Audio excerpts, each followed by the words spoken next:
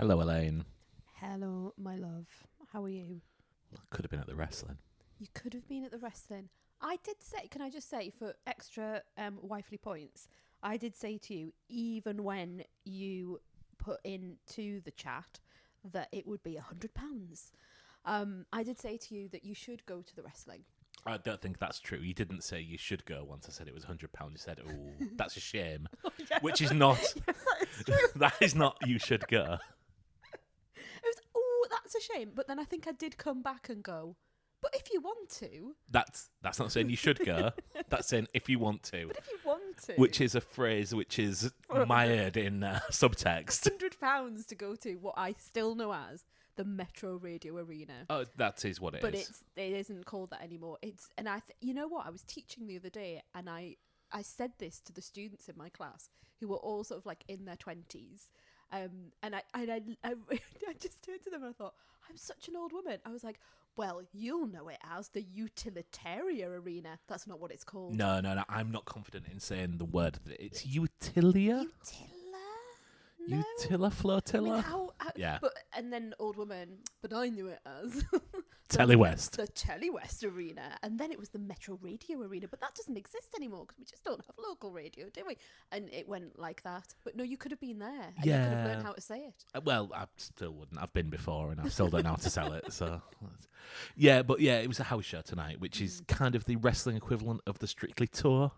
So it's WWE, so it's all the big WWE stars. It's some of the big WWE stars. All right. Cody Rhodes is there, Gunther's there, the very big names are there. Oh yes, we all know Gunther. It's kind of the thing in the middle. The Rock's not going to be there. Roman Reigns doesn't turn up to this shit. I don't know Gunther. Yeah, but yeah, I think they are. It's a bit like the Strictly Tour is the best way I could describe it. That's a good way. Nothing that happens is going to get referenced on telly. Mm-hmm. They go through the motions. They are phoning it in sometimes, but they are normally good fun. Hooray, £100. There were cheaper tickets. I feel I should make that clear, but yeah, it wasn't for me. You were still checking the tickets. I just want to let everyone know. You were still checking the tickets at about an hour before the show set away. Yeah, well, quite often they will reduce them, like just before, like let's get everyone in. We were just about to bath our son. And all I looked over to you, I was like, oh, come on, we need to get ready. And I looked over and you were refreshing. And I was like, what are you doing? And all I could see was like a floor plan of the, whatever it's called, arena.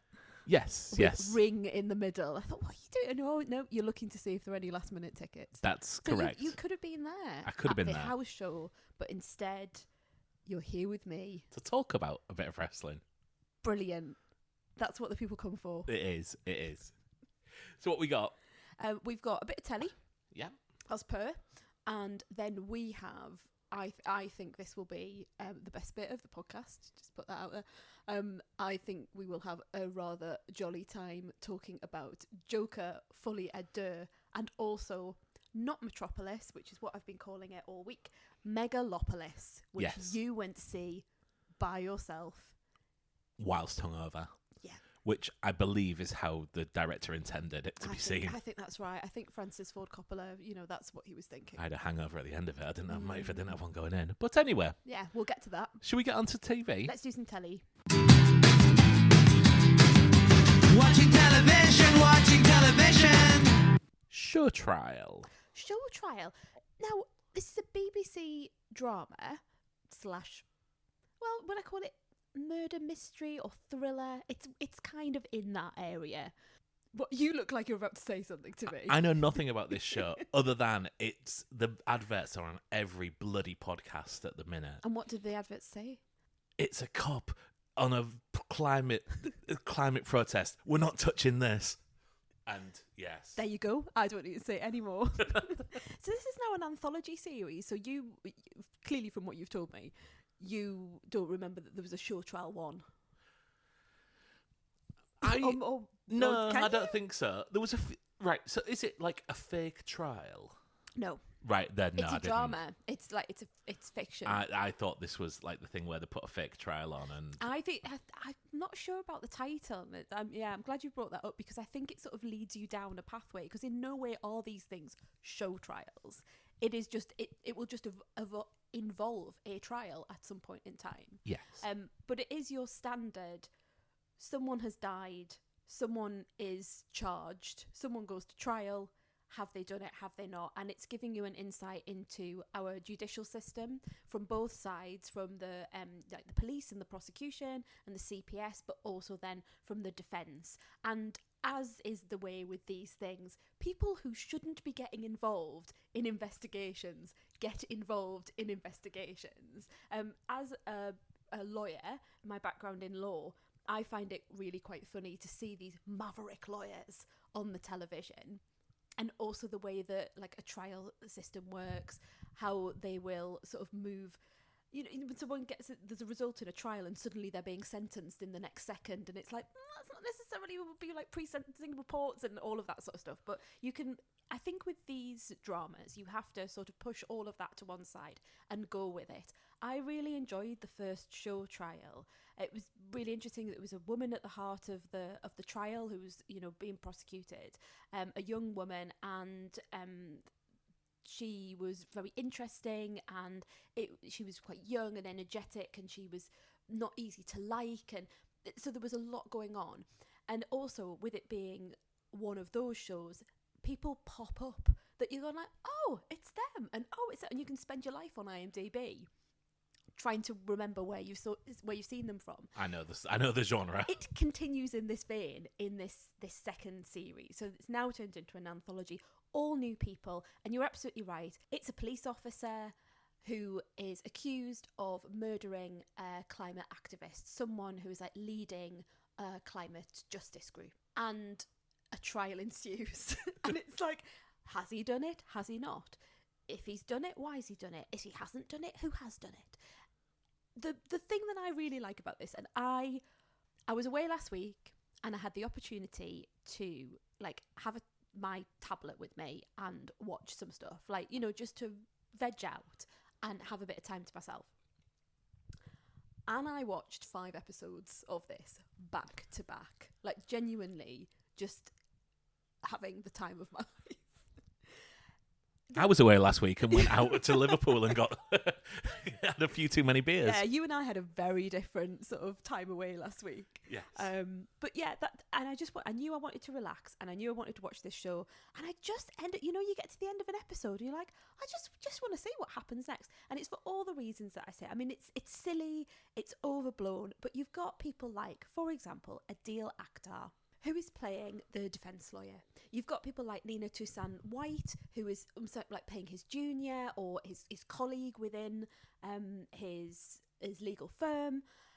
I mean, I could just sit here and just list all of the people who pop up. The main person, the police officer, is Michael Sosha, who is phenomenal, has the most amazing eyes, like piercing eyes, and plays it with a real panache, and you don't know whether he's done it or not, and that's what drives it forward. Joe Dempsey pops up as a DI, this really straight-laced DI who doesn't drink and doesn't, really wants to play by the rules. And whilst they are in many cases, you can think they are sort of slightly overblown archetypes, I suppose, I just found myself being really, really drawn into it and going along with it and wanting to know what happened and wanting them to find out, what happened. And it does come to a conclusion. It's not one of those shows where you get to the end, it's like, oh, is it this or is it that? And someone's giving a sort of a look over their shoulder. I would really hope so, because like these things live and die on the actual... Yeah. You can't really go ambiguous for these things. It's the sort of thing, like, right, I really love your murder mystery in a house, your Agatha Christie's. This hasn't come up before. Yeah, I know. And it's not that, because, in terms of the premise, but it gives me that same feeling of warmth of, oh, I'm going to try and work this out. There's all these other people trying to do it as well. And at the end, I'll forget about that. I'm not going to wake up in the middle of the night and be like, oh, this terrible thing has happened. It's just really nice telly, really good, keep yourself entertained telly. Entertaining telly is what I want to say. So if you are someone who likes that sort of genre, you can't really go wrong with Show Trial. I think it's got some really interesting points in it. It's raising things about the police and the way that the police behave. There's all the climate justice thing. It's a bit like someone's been through the news and gone, what's big in the news at the moment? Police officers texting each other things that they shouldn't, climate activism, people protesting by blocking motorways, for example. You know, all of those things take place in this show. And I feel like I've gone on for a lot longer than I thought I would with this. But yeah, if you like a bit of entertaining crime drama that isn't too gritty, this is the show for you. Would I like it? No. I think you'd roll your eyes at it, and I think you might get a little bit bored by the process and the procedure. I really like it when we go into court and when you're seeing a solicitor advocate rather than a barrister involved in presenting to the jury. Like, even now I can see that your mind has wandered by me now going into the technicals of like a solicitor advocate. I don't know what a solicitor advocate Exactly. is. It's just someone who's able to be in court and to defend. Oh, should we talk about something that doesn't bore me? yes, Mr. McMahon. Mr. McMahon, the documentary on Sky, wasn't it? Nope, Netflix. It was Netflix. I knew it as soon as I said it to you. I was so excited about this documentary, and you only like talked to me, you only like showed it to me like a few days before it came out. But I was so excited because Mr. McMahon, Vince McMahon, who is the person who has until recently ran WWE or WWF as it was once known. Yeah. He was the guy who brought it all together. There just hasn't been anything like this, this in-depth documentary about him. And while I have heard, and obviously I don't know huge amounts about the wrestling industry, whereas I have heard lots of things about the man and about things that he may have or may or not have been involved in. I just thought it was such an interesting thing that you now had this Netflix documentary looking specifically at him as a person. When did you find out that this was going to come on? So I've known about this since it's been in throughout production, and you hear Netflix is making a documentary about X. You don't quite know whether it's ever going to come out. You don't know what level it's going to be at. There's Netflix documentaries about a lot of people that don't necessarily make the front page, but obviously this is something that gets talked about in the wrestling world. We might as well address the elephant in the room during the production of this, which is a documentary that WWE and Vince McMahon and people within WWE participated in. Some allegations around Vince McMahon came out and he completely withdrew from proceedings. So from what I imagine, that was then swiftly re-edited. They added on, I think, 2 extra episodes to deal with the controversy, and although that takes place without Vince McMahon's involvement, that certainly is gone. It goes into those allegations, which are still ongoing, and there is a federal investigation into this at the minute. And that's a really fascinating thing about this documentary, is that to begin with, it was very much we're going along with it. We, Vince McMahon, the rest of WWE, they have talking heads from people like Hulk Hogan and some of the other big stars. The Rock. Cody Rhodes, who you've already talked about tonight. So these big stars, and some of them being, I think, especially in the earlier episodes, you can sort of hear the thought processes going on in their brain when they're being asked very, I suppose, some challenging questions about their boss/former boss. I did not imagine that they would have allowed, and I'm talking about they as in WWE as in an industry, as a thing, that they would have allowed the amount of intimate detail and the amount of criticism that comes out in this documentary. And I think it makes it even more powerful in that it was almost like they were going along with it, and then these allegations surfaced, and then, as you say, federal proceedings, and then you can look back then on the things that he said. Yes. With such a different I mean, maybe it isn't a different perspective, but you've got that in the forefront of your mind.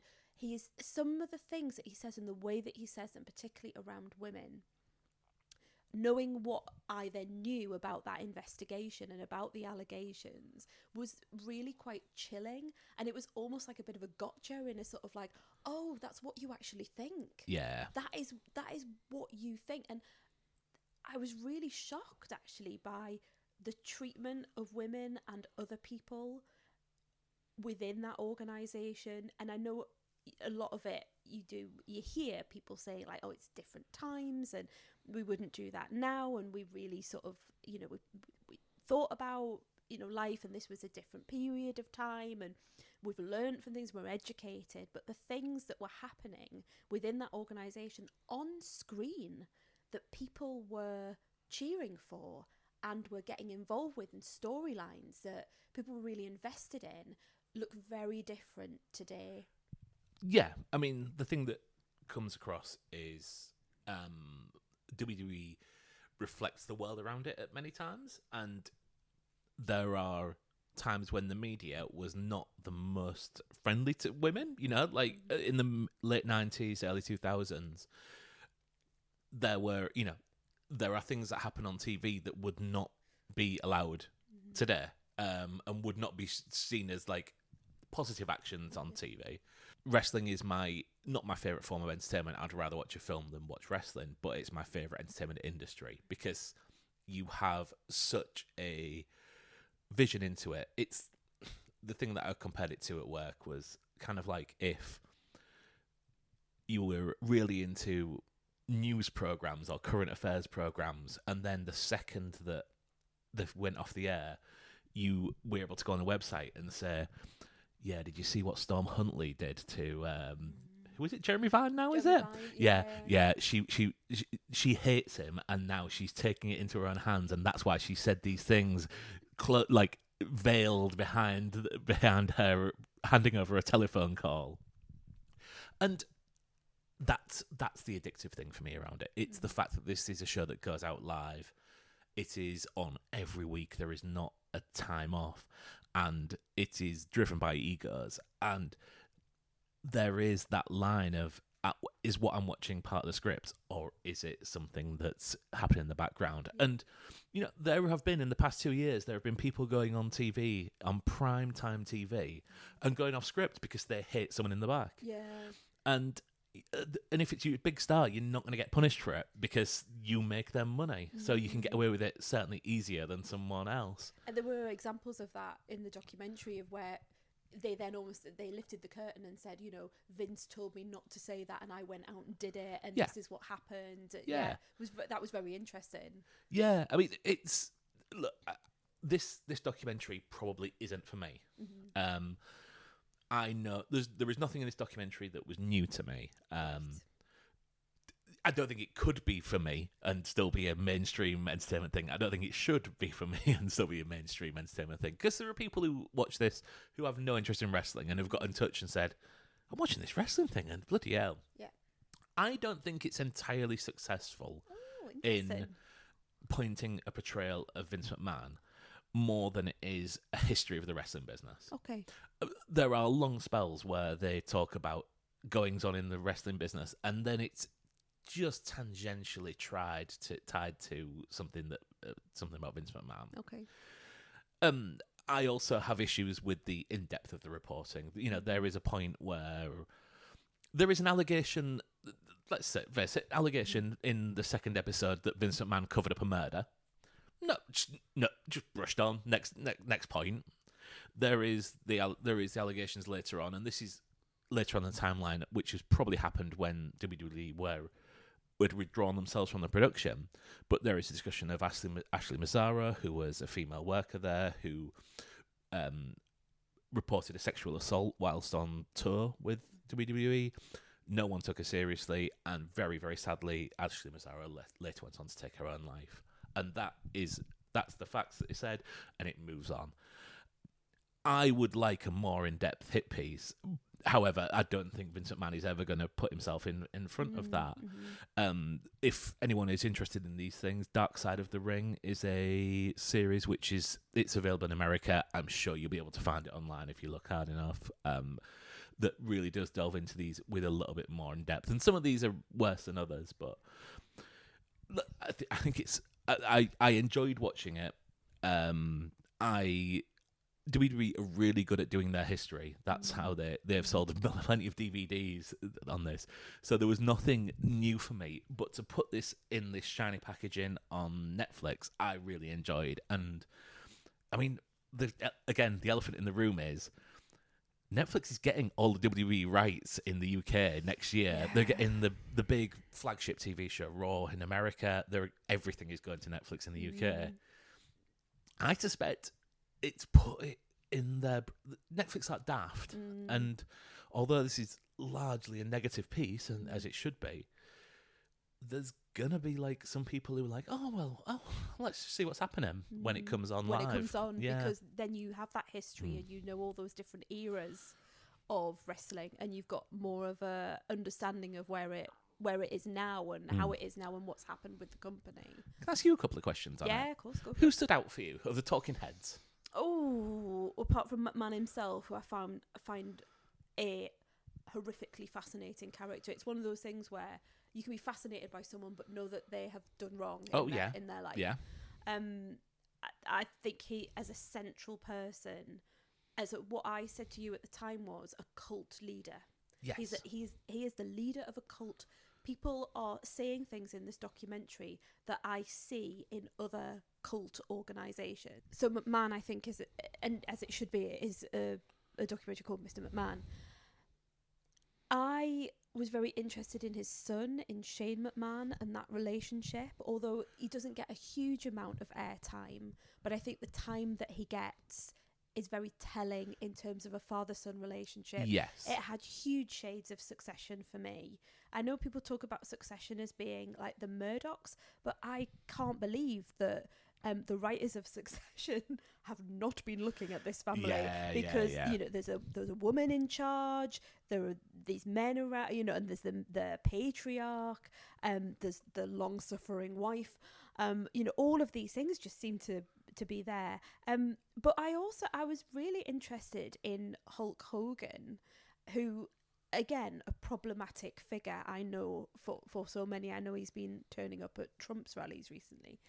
But really to see again that relationship of that almost like that cult leader follower relationship of him really wanting to be with McMahon and wanting to have McMahon's pride and his pushing behind his career, but then when he turns on him, he goes elsewhere. But then he turns up, you know, there are various things where he turns up and he does something completely different, and he backs him, but then he doesn't.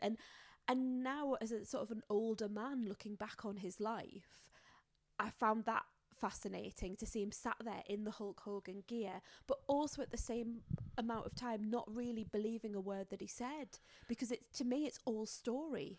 I mean, one of the biggest works of fiction I've ever read is Hulk Hogan's autobiography.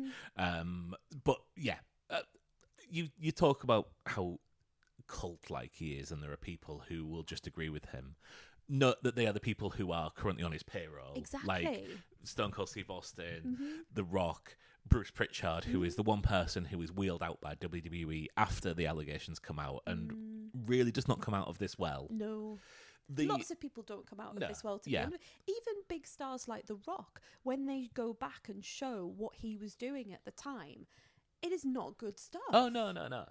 There is horrible stuff that happened. And I know you'll say, well, that's what was happening and it's reflective of the society. But still now, squeaky clean family viewing The Rock, you know, Dwayne.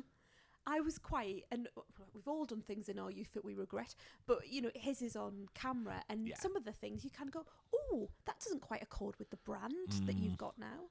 For me, I think the most interesting side of things was there is a former wrestler who was interviewed called Tony Atlas, who I think is probably someone who is looked upon as somewhat of a comedy figure in the wrestling world, like for various reasons, which I'm not going to go into.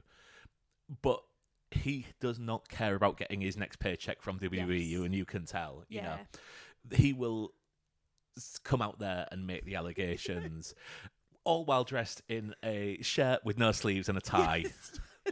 Like Fred Flintstone when he goes to work. And I love that there was a really, really good editing where someone would say, oh, you know, let's say, you know, is Vince a good guy? And you'd have like all these people going, oh, you know, and maybe they'd think about it for a while and they'd say, oh, he's quite a complex character. Or, yes, or he's great to work with. And then Tony Atlas would just laugh in your face and go, no, he's awful.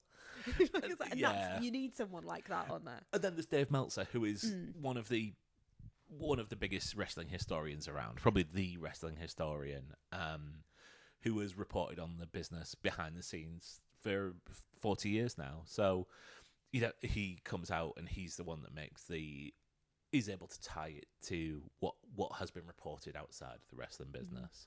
But yeah, look, I'd recommend this for anyone. I enjoyed watching it.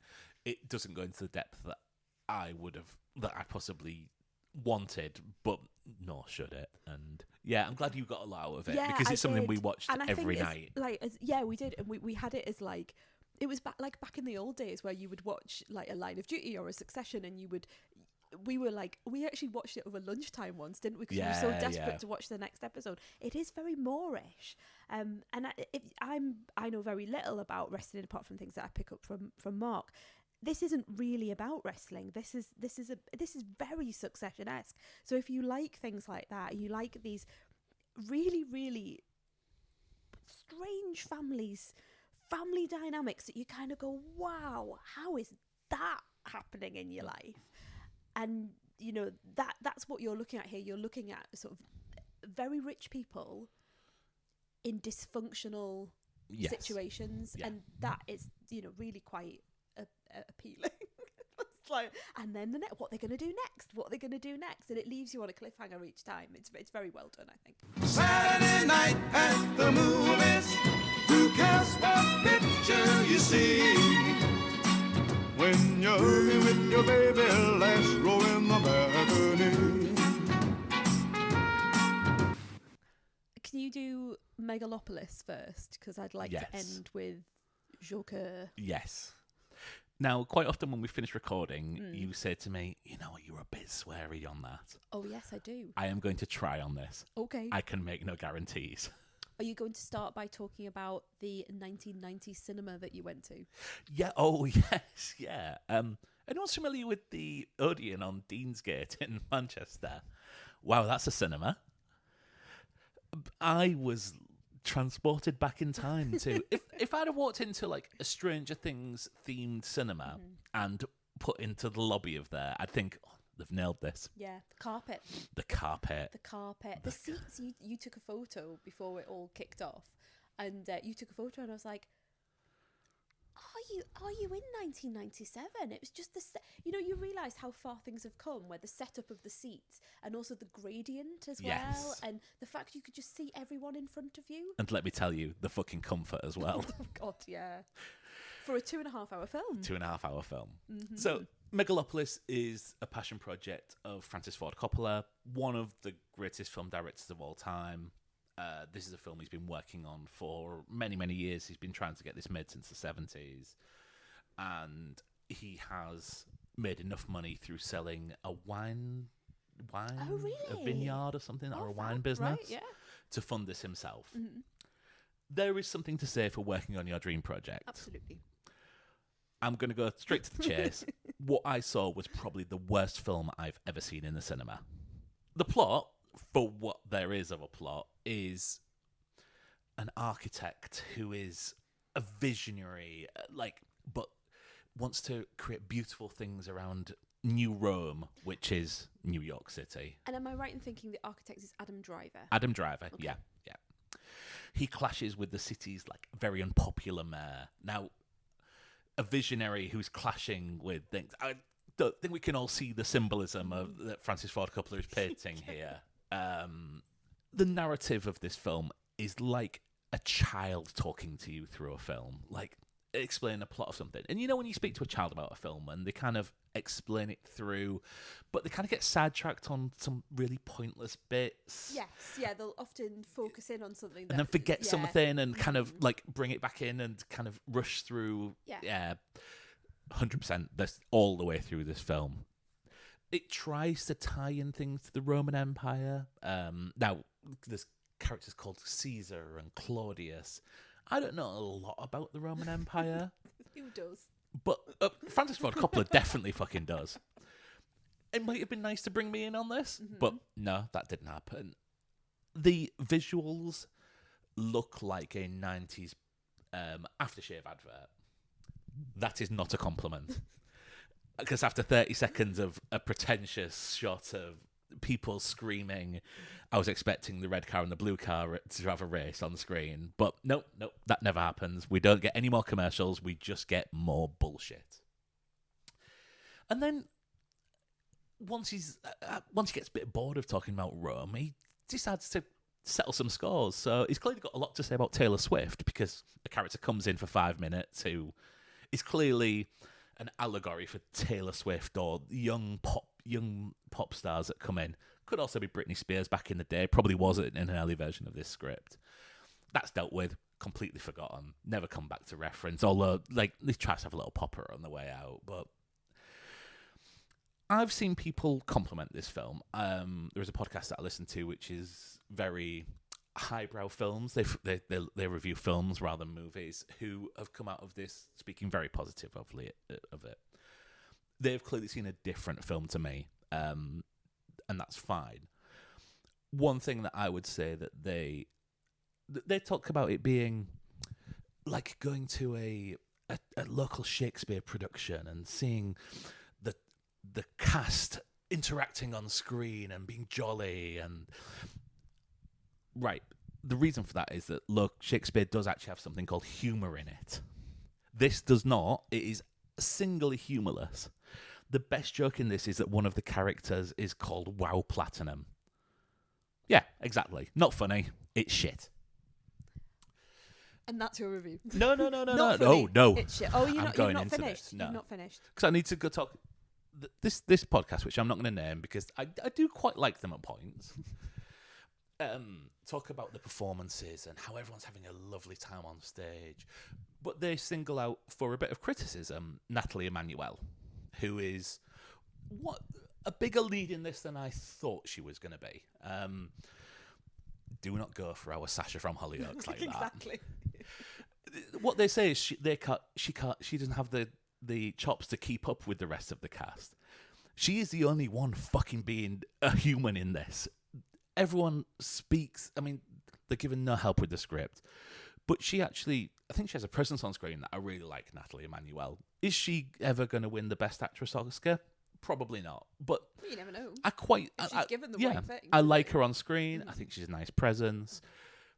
And she gets a lot more to do in this film. Like, minor spoiler for this. Right until the point she gets pregnant and then is virtually written out of this film completely. Oh dear. A better film, I'd say, are they trying to make a point? No, absolutely not. She's just forgotten about. The other, what you would call a female lead, Aubrey Plaza, she is the previously mentioned Wow Platinum, a TV stock analyst. She's got nothing to do. It's a really thankless role, but at least she seems to be having a lot of fun in this. Adam Driver is a critically acclaimed actor. I've seen better performances than this kill careers. And all I can think of is that everyone knows that what they are speaking is utter waffle and have lost all faith in this. There are good actors in this. Dustin Hoffman is a good actor. Giancarlo Esposito is a good actor. But they absolutely nothing to do in this. I hated this film. Lawrence Fishburne is a good actor. I hated this film. Is he in it as well? Oh. Who isn't in this? I didn't know Dustin Hoffman was in it, or Lawrence Fishburne. An editor, maybe? Or Lawrence Fishburne. Editor wasn't involved in this, I'll tell you that. I think that's probably true. This is It's one a of them shame, films isn't that No, I'd say it's a shame if I didn't have to watch it. It's a shame that I went in with after a few nights on the beers thinking, do you know what? I went in with an open mind, and boy, was everyone else right. Okay. How many people were in your screening? Was there many? Maybe 10. Okay. I mean, it wasn't a big theatre. Yeah. And one person did get up and leave. I was seriously Were you considering really it. thinking about it? Yeah. Fair enough. But I had nowhere better to go. You just thought I might as well see it I booked through. a late train. Why not see it through? Yeah. I'm sorry that was your experience, because there's no fun in that, you know. No. I mean, there are bad films that I have seen that I could enjoy and laugh at. Yeah, of course. There is nothing to laugh at in this because it's. I just come away feeling really like, oh. I'm just disappointed in everyone involved in it. And I think, look, I'm going to go back to Natalie Emmanuel because I feel Adam Driver will get another role out of this. Like, Dustin Hoffman, if he wants to carry on acting, will carry on acting. Giancarlo Esposito. I feel that Natalie Emmanuel is the person who's got a lot riding on this film. You know, she's been in the fast things, but she's, you know, And she's been eighth build. Game of Thrones. Games of Thrones. She's been in Hollyoaks. Yeah, obviously. Yeah. And for a long spell of this, she is driving what plot there is of this. She is the sort of this character that we see from the point of view of. And I really hope that she isn't killed for this. I don't think this will have an impact. I think everyone knows what's going on here. Apart from this one review that you keep alluding to. All the reviews that I've heard are, you know, this was a passion project, it's not gone right, and everyone will just forget that it ever happened and move on. I can't forget. I cannot forgive the arrogance that is on screen.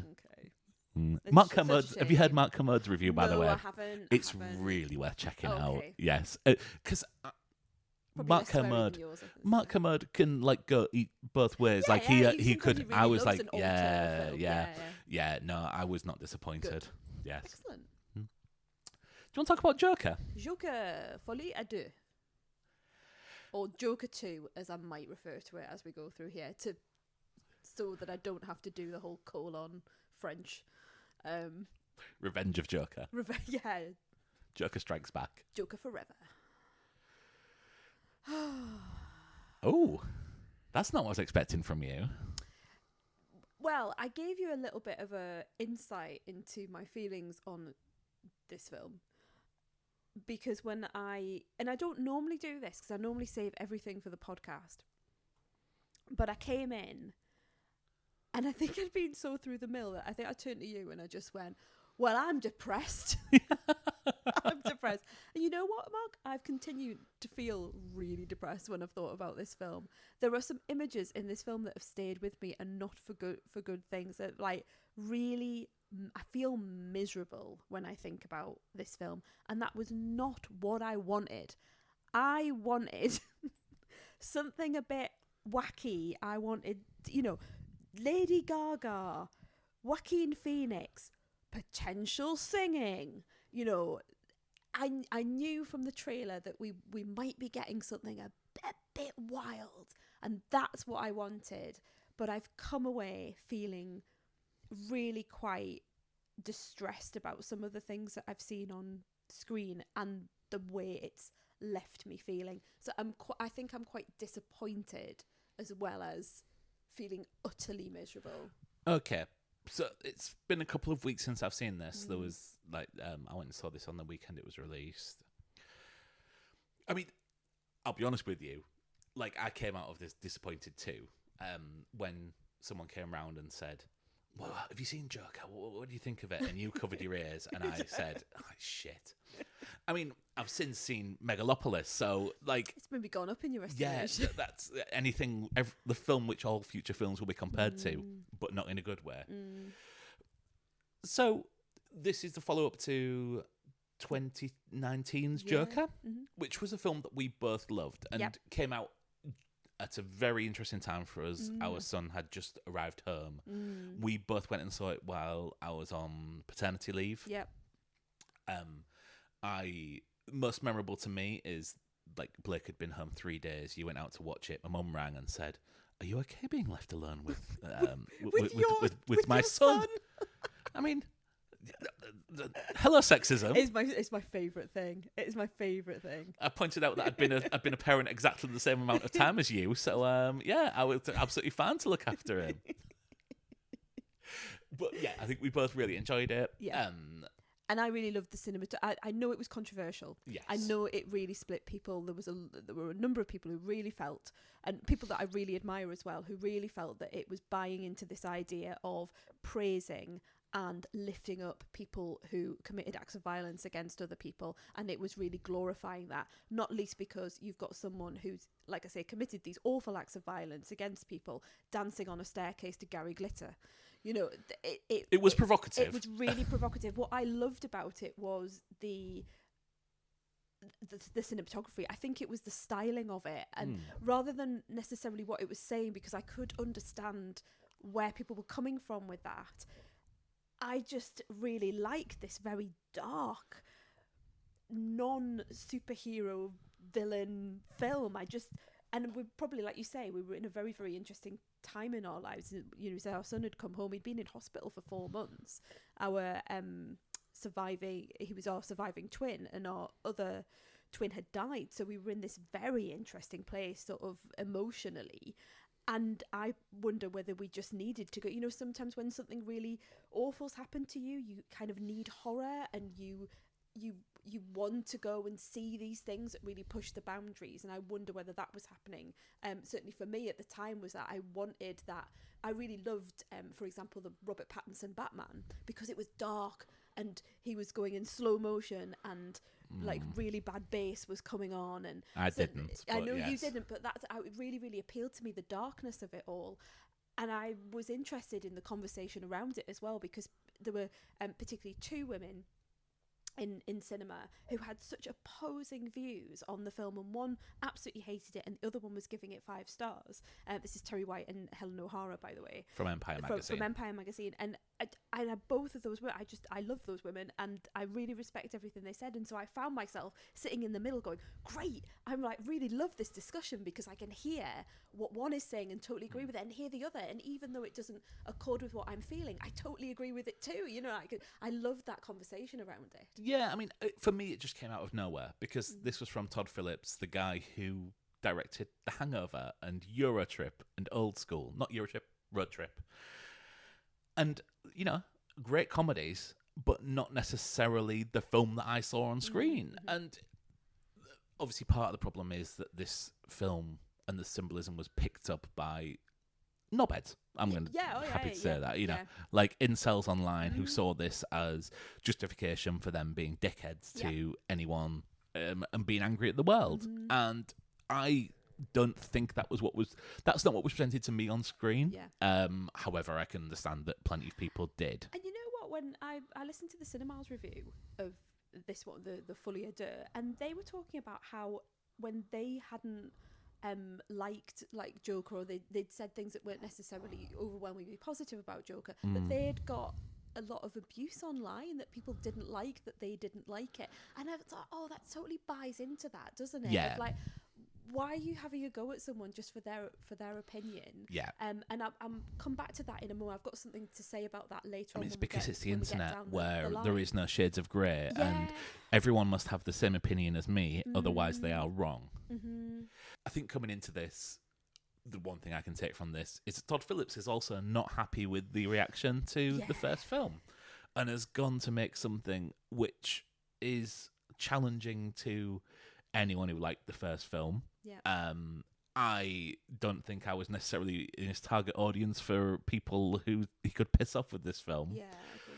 But he kind of did, just by default. This follows Joker. Spoilers for the first film. He is in prison. He meets Lady Gaga's Harley Quinn from the comics, from the animated show. From, I think it was great for the animated show in the 90s. Very different Harley Quinn. Yes, a very different Harley Quinn. This and nothing happens. I was about to say, what are you going to say? Because normally when we're being really coy about it, we say, and plot ensues. But it with doesn't. This, plot doesn't really ensue. They does it? meet. They sing some They songs sing. badly. Yeah, I quite liked the bad singing. So Because it accorded with the character, although there is one point where Lady Gaga absolutely turns into Lady Gaga and not just, Yes. the character. Yeah. But if you're gonna do a musical, like the point of a musical is that the songs go along with the narrative. And drive the plot forward. Yes. Yeah. This These are just musical this reminded interludes. me. We went to see a touring version of a West End musical, which I won't name, but starred. You know what I'm talking about. Yeah, I do. Starred someone, a TV heartthrob from the 80s. Was there someone from Hollyoaks as well? There's someone from Thinking about Hollyoaks. Yes. I was going to say a soap star, but yeah, to let nobody else narrow it down. And a pop star who Yes. was on screen, who'd been on reality TV. Yeah, and hadn't been around for a while. And I would say. and I suggested we left at half time. We didn't. We didn't. And because we are those and that people. was free tickets as well Yes. that we got. It was really, really bad. Because he couldn't sing. The heartthrob from the 80s couldn't Yep. sing.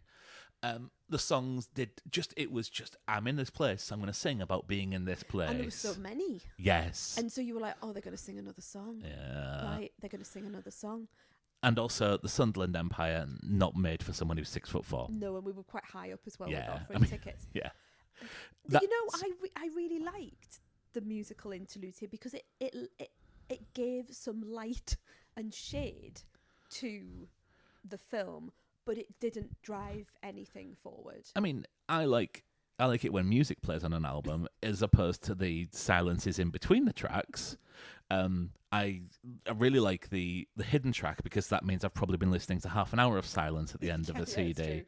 true. Apart from Uberman's The Magic Tree House. No, not the Super Magic Tree House. It's the Shirley Wall EP. This is something that no one will get apart from possibly Neil, because halfway through, after 10 minutes of silence, the lead singer comes on and goes, "What do you think you're doing?" Oh, I don't Which, like that. when you had it playing Yeah, and not yeah, changed it, scared the shit out of me and then carries on for another 10 minutes, and then there is a hidden track. So yeah, I do find it fascinating that we've gone on to talk about that rather than talking about the film.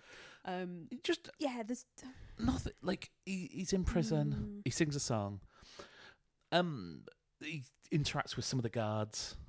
They sometimes and I found the guards to be quite an issue in this because their moods change depending on what scene they were in. At some point, they seem to are they being cruel to him, or and then at some point they seem to actually quite enjoy spending time with him, and then the next thing they're hitting him around the head. There is this is largely a courtroom drama, but there's no tension in that at all. No. And at some points there is behaviour which is absolutely problematic, and nothing is mentioned about it. It's just moved on. Like there is a point where the Joker forces himself upon someone who and kisses someone who did not ask for it, and it's just moved on and it's not called out or anything like that. The biggest problem for me is in the first film, the Joker is proved to be an unreliable narrator, and there are things that we have seen that are later proven to not be the case. Yes. And there are scenes in this film where Harley Quinn appears in places where she shouldn't be allowed to be, and it's kind of hand-waved of, blah, blah, blah.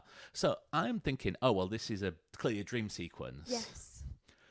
And apparently that's never that seems to that actually did happen. Or it actually did happen. There is you can't tell, but you can't tell in a way that is intriguing. It's just confusing. Yeah. It's not, I wonder if she was there or not. It's just, I think she probably was there, but we've been led down a path to think that perhaps this is all in his mind, but it doesn't look like it is. There's no intrigue to it. I've got 2 points I want to make. The first one is about, you're talking about the guards and you're talking about the violence, and you made a reference earlier to beating someone around the head as well.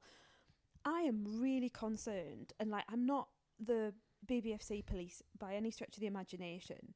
I really like dark films. I really like horror. But I'm really concerned that this is a 15. I don't understand how this is a 15. It is not in my nature to go on the BBFC and to look to see how they've classified it, but I went straight there and went into the detailed parts of the BBFC, and I was really shocked by the low level that, you know, they give like star ratings for each thing, like sexual violence, and there are scenes in this film. There is a particular scene in this film that I would classify as a threat of sexual violence, if not actual sexual violence. And you've talked about one thing, which is where you're kissing someone without consent. And that is referenced, but there are other things as well that are more sort of in your mind, and the film is leading you to believe that things are happening. And that did not come up at all at the beginning of the film, you know, where you have like the card. And when I went to look at the BBFC, it is referenced, but there are things like that, and also the level of violence. There are scenes of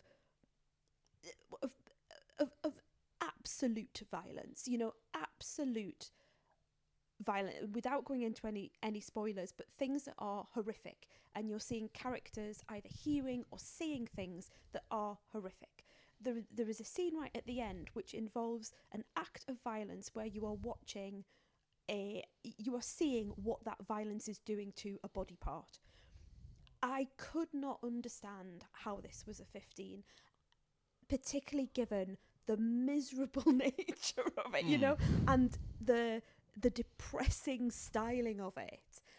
I was really quite disturbed, and I saw someone, and it looked like they were going to bring 2 kids in, and they both looked like around the age of 10, and I was already a bit nervous about that. I'm just so glad that didn't happen.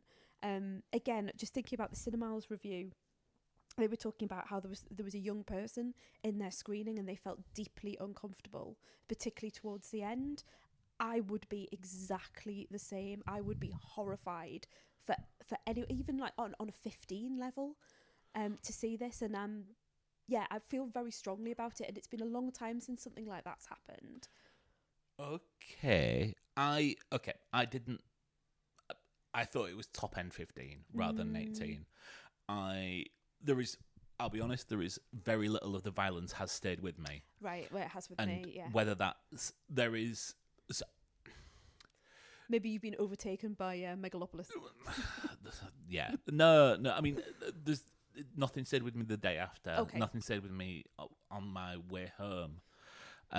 There is a scene... I understand what you're talking about the sexual violence. I know exactly which bit you were talking about. I thought, is that what they're making reference to? And I moved on because I didn't think that was... I didn't think it was suggested enough for it to have been canon in my head. Yeah. But it's obviously stayed with me. Yes. Yeah. And so it is there. Yeah. You know? Yeah. And I just not that I worry. I'm not everyone's mum, but I just wondered what was happening there, and it interested me that it was a 15. The other thing that I just want to say really, really quickly, because I said I would come back to it earlier on, is that I then went to look at some of the reviews of this film, and thinking about what happened with the first Joker, I was then seeing reviews where people were giving it 1 star, but they were giving it 1 star because of that reason that you were talking about, which is now that Todd Phillips has essentially made a film almost like rebutting the conversation that came out of the first one, and really making a film that goes against what those people liked about the first one. And the reviews were very much like, you know, this does not give the game away at any stage. You know, the Joker's in prison, he's down on his luck, and they are saying, this is not the Joker, he's a stud, he's doing that, he would be doing this, he would be doing that, he wouldn't be behaving in this way. This is a film made by elites. They don't understand. And that is still the conversation that's going on. It really, you know, it made me think about that. Part of me thinks, you know, that person's critical appraisal of the film is as valid as mine. I think if you are looking for... I think that person is probably looking for the wrong thing out of the film. Yeah, And I think that made me more depressed when I was reading through. Yeah. I wanted a big old musical. I think that was the promise of it, wasn't it? A big old musical with some interesting... And the cinematography is beautiful at times, but also at other times it's just really, really depressing. Can we talk about the music? Yeah. Bit So, of Burt Bacharach. I mean, there is obviously this is... In some ways, I want to say it's a love letter to the golden age of Hollywood, because there is a lot of references to musicals from the past. Yeah. I would not say they were not successful to me, and as far as to say that Todd Haynes has written his love letter probably in his own shit on a wall. Is it Todd Haynes? Have I said Todd Phillips? I think I might have said Todd Phillips earlier. Todd Haynes is a different. No, it's Todd Phillips. It's Todd Phillips. I get them two mixed up. So I do wonder, like, why someone went from The Hangover to doing Carol, and not quite as bad. Yeah. So you weren't a fan of the? Was it because the singing was not of a nature that you wanted it to be? You wanted a good. It's just not very. Singing. Yeah. The singing isn't good. I mean, why put Lady Gaga in this if she's not going to?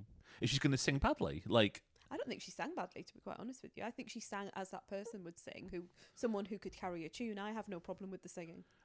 But it's not. It's not the singing that you would hire Lady Gaga for. I think you would hire her for many reasons. I think she's. Can I just say that I think she is a phenomenal presence on screen. I loved every time she was on screen. I really enjoyed their interaction as well. Joaquin Phoenix, I mean, what he can do with his body, what he can do with, he just inhabits this person. But equally, she was just as good. I really liked them. I liked them when they were singing. I liked them when they were interacting. It was just the rest of the misery around it that I didn't like. Okay. But you weren't keen on the... No, I mean, nothing... There is no... at no point would I go back and listen to the soundtrack for this, because I just don't think it's been very successful in any way. But... Yeah. It just... Yeah, I just thought, I won't watch that again. And I have seen Joker a couple of times. I have, and if it's on the telly, I do end up watching it, and I like engaging with the critique and the discussion around it, and I like watching it again thinking, oh, has my mind changed, and enjoying the cinematography and enjoying sort of a different view on a character that's so well known. This one, I was with it for a while. I think that was the other thing as well. I was with it for a while, and I was going with it, and I was enjoying the musical things, and then just as time went on, it just faded, with some really, really big bouts of violence that just didn't work for me personally. And I'm not normally like that, so something must have gone off. I mean, I love the film Heat, which has the most violent, episodes in it. There's some. Mark, I can tell you so many scenes of violence, sexual violence as well as your sort of run of the mill. Why do I remember violence. this? Yeah, there are. There's a scene where Al Pacino's Vincent Hanna talks about scenes that he has had to walk in as a police officer, which are horrific and stay with you. But you haven't seen Heat as many times as me. That's correct. That I could deal with that, and I was watching that when I was 15. But this. There was something about the tone of this that, with that film, Al Pacino's catching the bad guys. Yes. With this film, we're just in misery fest.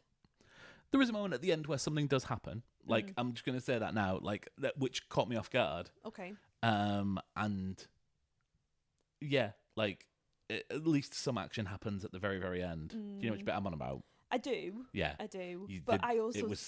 my face did a funny thing because I don't want to go into spoilers, but also I did see one thing coming as well. There was another thing that I don't think you're alluding to, but happens towards the end that I absolutely saw coming right from the beginning, which I was a little bit annoyed about because I was like, oh, right.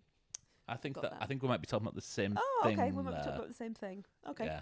Fine, good. Yes. Todd Haynes? Oh, yeah, go on. Do you know what he directed? No. He did Superstar, the Karen Carpenter story. Did he? Yes. Amazing. Not Todd Phillips, Todd Haynes. You really want me to see that, don't you?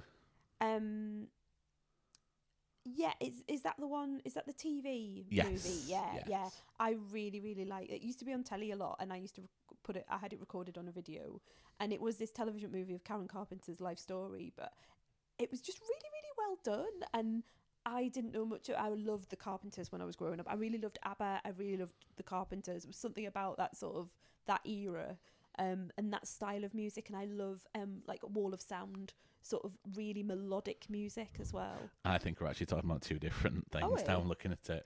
Is that the one where it's because there is a Karen Carpenter one where it's all dolls? Dolls. I Yeah. don't know. Okay. Anyway, Right. Let's stop talking about that. this is called an experimental film. Now I look at it. Okay, yeah, that's not going to be the one that was on like ITV at No. 2:00 in the afternoon. Yeah, this was the one. This one's the one with Barbie dolls. Excellent. Not the one you enjoyed. Not the one that I enjoy. Yeah, that you can't really seem to get anymore, which is a shame. Because yes, that is the one. It's a bit like ABBA the musical, not ABBA the musical, ABBA the movie, which I also loved as a kid and is on our Skybox. It's that sort of era for me. Oh dear. Okay, let's bring it to a conclusion. Yes. A bit more lighter than Joker Folie. We are available on social media. We at are? The Honeymoon Pod. And if you'd like to follow us, I'm on Letterboxd, as are you. I'm The Honeymoon Pod. What's your name? Couldn't tell you. This I'm is good. presuming it's going to be at Elaine Gregerson, but go to the Honeymoon Pod and you'll find me from there. You'll see me in the list. Go to my followers. And yeah, because there's not that many. And yes, we'll see you from there. We'll see you next time. Bye. Bye.